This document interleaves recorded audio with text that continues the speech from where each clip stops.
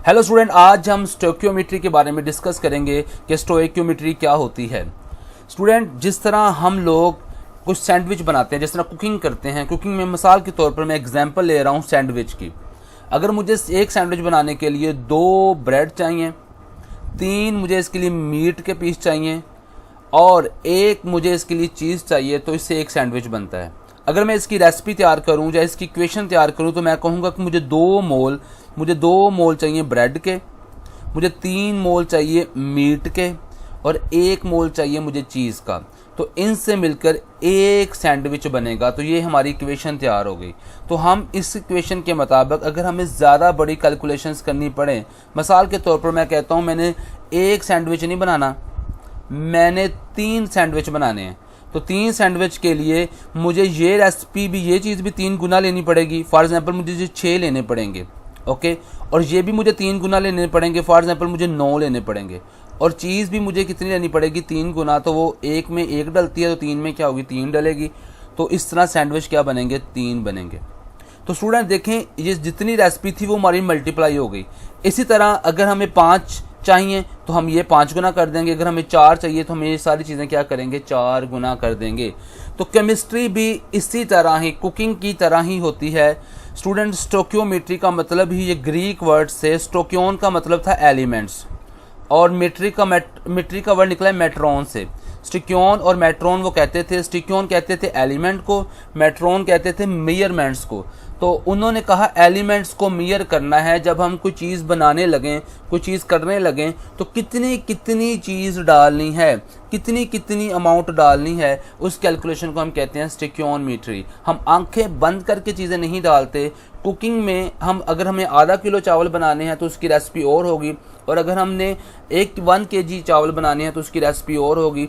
अगर हमें 10 kg बनाने हैं तो उस हिसाब से हम कैलकुलेशन कर लेंगे। तो स्टूडेंट, स्टोइकियोमेट्री जो है एक ब्रांच है केमिस्ट्री की, जो रिलेशनशिप बताती है। किन का? क्वांटिटेटिव रिलेशनशिप बताती है। किन का? रिएक्टेंट एंड प्रोडक्ट का इन अ बैलेंस केमिकल इक्वेशन, एक बैलेंस केमिकल इक्वेशन के अंदर। लेकिन हमारी इसके लिए शर्त है कि कोई साइड रिएक्शन ना हो। मिसाल के तौर पर मैं पानी बना रहा हूँ, हाइड्रोजन और ऑक्सीजन, और अगर इनसे मिलकर थोड़ा सा भी हाइड्रोजन पर ऑक्साइड बन जाए तो जितना पानी बनना था उतना पानी नहीं बनेगा। तो कोई साइड रिएक्शन नहीं होना चाहिए। और दूसरा, हम ये बिलीव करते हैं कि सारे रिएक्टेंट जो हैं कंप्लीटली प्रोडक्ट में कन्वर्ट हो गए हैं। उस तरह उसके बाद ही जो चीज़ होगी वो हमारे पूरी बन सकती है, अदरवाइज हमारी चीज़ पूरी नहीं बन सकती। तो स्टूडेंट, मास रिलेशनशिप इक्वेशन ये स्टोइकियोमेट्री के मुताबिक, अगर हमें एक चीज़ का मास पता चल जाए तो हम दूसरी चीज़ का मास भी बता सकते हैं कि दूसरी चीज़ कितनी हमने उसके अंदर डालनी है। फॉर एग्जांपल मैं इक्वेशन लिख रहा हूँ पानी की, इसमें 2 मोल मुझे चाहिए। इक्वेशन पढ़ने का तरीका ये है, इसको मोल पढ़ते हैं। मैं कहूँगा 2 मोल मुझे चाहिए हाइड्रोजन के और 1 मोल चाहिए मुझे ऑक्सीजन का, और 2 मोल इससे बनेंगे पानी के। स्टूडेंट, ये मोल्स के अंदर बात है। लेकिन अगर मैं मास में बात करना चाहूँ तो मैं कहूँगा 1 मोल हाइड्रोजन का वजन होता है 2 ग्राम, 2 मोल का वजन होगा 4 ग्राम। तो इसका मतलब है मुझे 4 ग्राम लेनी पड़ेगी। और ऑक्सीजन का 1 मोल का वजन होता है 32 ग्राम, तो इसका मतलब है मुझे 32 ग्राम ऑक्सीजन लेनी पड़ेगी। हम आंखें बंद करके चीज़ें नहीं डाल रहे। देखो, इक्वेशन बता रही है हमें कि 4 ग्राम आपने हाइड्रोजन लेनी है, 32 ग्राम आपने ऑक्सीजन लेनी है, और इससे 36 ग्राम पानी बनेगा। किस तरह? 1 मोल पानी का वजन होता है 18 ग्राम, यहाँ पे 2 मोल बन रहे हैं, तो 2 मोलों का वजन कितना हो जाएगा? 36 ग्राम।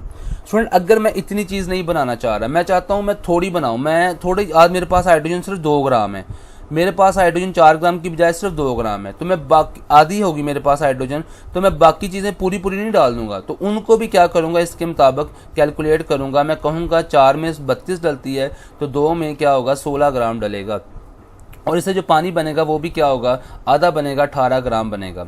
और अगर मैं 2 की बजाय भी 1 ग्राम डाल देता हूँ तो मुझे ये 8 ग्राम डालनी पड़ेगी, और इससे जो पानी बनेगा वो बनेगा 9 ग्राम। मास मोल रिलेशनशिप। स्टूडेंट, इसी तरह अगर हमें एक चीज़ का मास पता हो तो मैं दूसरी चीज़ों के मोल बता सकता हूँ, रिएक्टेंट के भी और प्रोडक्ट के भी। फॉर एग्जांपल, मेरे पास इक्वेशन है, मुझे सिर्फ मास दिया गया, मुझे कहा गया कि 4 ग्राम आपके पास जो हैं वो हाइड्रोजन के हैं, तो बताओ पानी के कितने मोल बनेंगे। एक चीज़ का मास बता दिया, दूसरी का मोल पूछा जा रहा है। तो मैं कहूँगा 4 ग्राम से ये 36 ग्राम बनता है, अभी हमने कैलकुलेट किया था। तो मेरे पास जब 36 ग्राम आ जाएगा तो मेरे पास फार्मूला होता है मास ओवर मोलर मास करके, मैं 36 को इसके मोलर मास से 18 से डिवाइड करूंगा तो इसका जवाब कितना आ जाएगा 2। तो मैं कहूँगा इसके 2 मोल बनेंगे। तो स्टूडेंट हमने पहले भी बात की थी 1 मोल का वजन 18 होता है, तो 2 मोलों का वजन कितना होता है, इसका 36 होता है। तो फॉर एग्जांपल मेरे पास कैलकुलेशन होती है, मैं कहूँगा 36 ग्राम को मोल में कन्वर्ट करो, तो मैं 36 बटा क्या करूँगा 18 करके जो जवाब आएगा वो इसको मोल होंगे। तो मैं कहूँगा 2 मोल बनेंगे। तो एक चीज़ का मुझे मास पता हो, मैं दूसरी का मोल बता सकता हूँ। फॉर एग्जाम्पल मुझसे कोई पूछ ले ऑक्सीजन के कितने मोल लगेंगे, ये हाइड्रोजन के 4 ग्राम है लेकिन ऑक्सीजन के कितने मोल होंगे, तो मैं कहूँगा 4 ग्राम के साथ पहली बात 32 ग्राम रिएक्शन करते हैं, 32 ग्राम मेरे पास मास आ गया है और मुझे उसके बाद फार्मूले के मुताबिक मास ओवर मोलर मास करके मुझे इसके मोल बताने में इशू नहीं रहेगा। मैं 32 को ऊपर रखूँगा और इसके मोलर मास होता है, इसका मोलर मास भी 32 होता है, तो मैं 32 से डिवाइड करूंगा तो इसका 1 मोल आ जाएगा। तो मैं कहूँगा 4 ग्राम अगर हाइड्रोजन के लेने हो तो ऑक्सीजन मुझे 1 मोल लेना पड़ेगा। तो इस तरह मुझे एक चीज़ का मास पता चल जाए, मैं दूसरों के मोल भी बता सकता हूँ।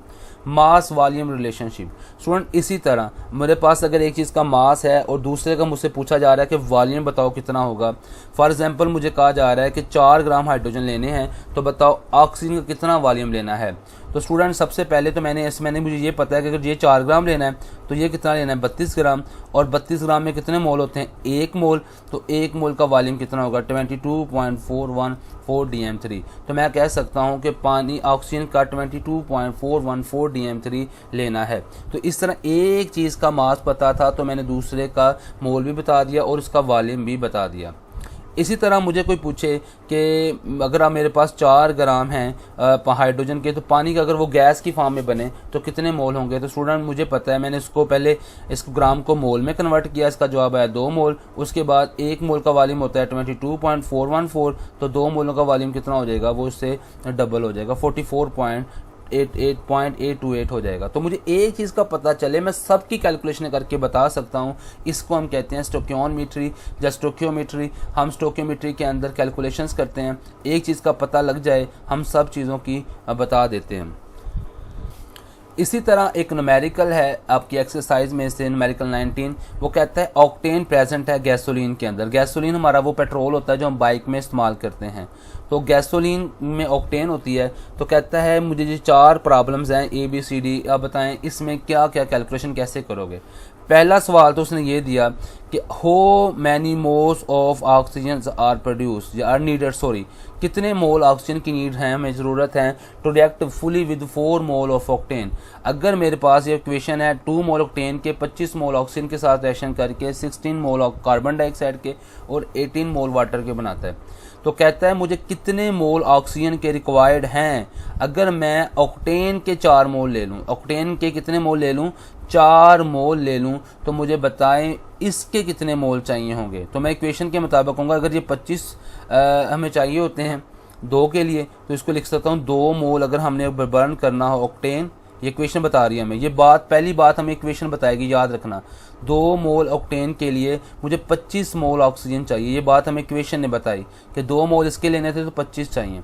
लेकिन वो बंदा कह रहा है हमें 4 मोल की कैलकुलेशन करके बताओ, तो मैं कहूँगा 1 के लिए कितने चाहिए, तो उसका जवाब आएगा 25/2। आपको पता है हम 2 को जब कोई भी चीज़ इधर हो उसको इधर ले जाएंगे तो इधर 1 बचेगा। तो लेकिन 1 का नहीं पूछा गया, 4 का पूछा गया है, तो मैं कहूँगा 4 से कितने चाहिए, तो मैं 4 को दोनों तरफ साइड से ज़रब दे दूंगा, तो इधर 1 से ज़रब खा के जवाब कितना आ जाएगा 4 ही, लेकिन इधर ज़रब खाएगा तो इसका जवाब है 50 मोल। तो इसका मतलब है मुझे 50 मोल चाहिए किसके, ऑक्सीजन के। अगर मैं ऑक्टेन को डबल कर दूं 4 कर दूं तो ये भी क्या होगा डबल हो जाएगा और इसके 50 मोल चाहिए। तो ये इसकी कैलकुलेशंस हैं। और दूसरी कैलकुलेशन ये है how many moles of CO2 can be produced, कि CO2 कितना बनेगा, CO2 कितना बनेगा कब, अगर मैं 1 मोल ऑक्टेन का लूँ। तो इक्वेशन से तो मुझे वैसे इक्वेशन से भी समझ आ रहा है कि 2 मोल से 16 बनने हैं, तो मैं इसको जब हाफ करूँगा तो ये 8 बनेगा। तो आपने लेकिन रिटर्न फॉर्म में कहना है कि 2 मोल से ये 16 मोल बनते हैं। ये बात हमें किससे पता चली, इक्वेशन से, कि ये 2 मोल लिए थे और ये 16 मोल बने। तो अभी इसका 1 मोल लूँगा तो कितने बनेंगे, तो आप कहेंगे 2 से 16 बनते हैं। तो 1 करने के लिए मुझे क्या करना पड़ा, ये चीज़ इधर ले गया सारी, तो जितनी भी चीज़ होगी तो इधर ले जाओगे तो इधर 1 बचेगा। तो इसका जवाब आया 8 मोल। तो मैं कहूँगा 8 मोल CO2 के बनेंगे। 2 से 16 बन रहे हैं तो 1 मोल से कितने बनेंगे, 8 बनेंगे। दूसरी कैलकुलेशन है, how many moles of water are produced by the combustion of 6 moles of octane. अगर मैंने 6 मोल ऑक्टेन के बर्न करने हैं, कितने, इसको अब 2 से 3 गुना पे ले गया है, कहता है मैंने 6 मोल बर्न करने हैं, तो कहता है कितनी ये वाले पानी के मोल बनेंगे। तो स्टूडेंट मुझे पहली बात ये देख के समझ आ रही है क्वेश्चन देख के कि 2 से 18 बनते हैं, अगर मैं इसे 6 कर दूं मतलब 3 गुना कर दूं तो ये भी मुझे 3 गुना करना पड़ेगा। तो मैं वैसे लिखने के फॉर्म में ऐसे कहूँगा कि 2 मोल से 18 मोल बनते हैं। किस तरह मुझे पता चला, इक्वेशन बता रही है ये 2 मोल हों तो ये 18 बनेंगे। तो 2 मोल से 18 बनते हैं, 1 से कितने बनेंगे 18/2, तो 6 से कितने बनेंगे स्टूडेंट, तो 6 को हम बाद में क्या करते हैं, दोनों साइडों से मल्टीप्लाई कर देते हैं, तो ये बनेंगे 54 मोल्स ऑफ वाटर।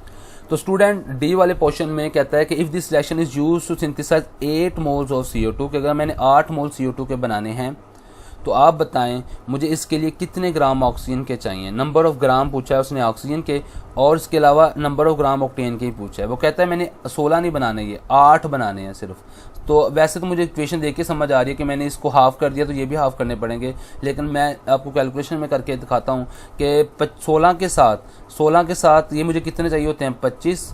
तो मैं कहूँगा 16 के साथ मुझे ये कितने चाहिए होते हैं 25 चाहिए होते हैं, लेकिन मैंने सिर्फ आज 16 नहीं बनाना, 1 मोल बनाना है, 8 मोल बनाने हैं। तो मैं कहूँगा ये 8 के लिए कितने चाहिए, तो मैं कहूँगा 1 के लिए कितना चाहिए 25/16, और 8 के लिए कितना चाहिए, हम 8 से ज़रब देंगे तो इसका आंसर आ गया 12.5 मोल।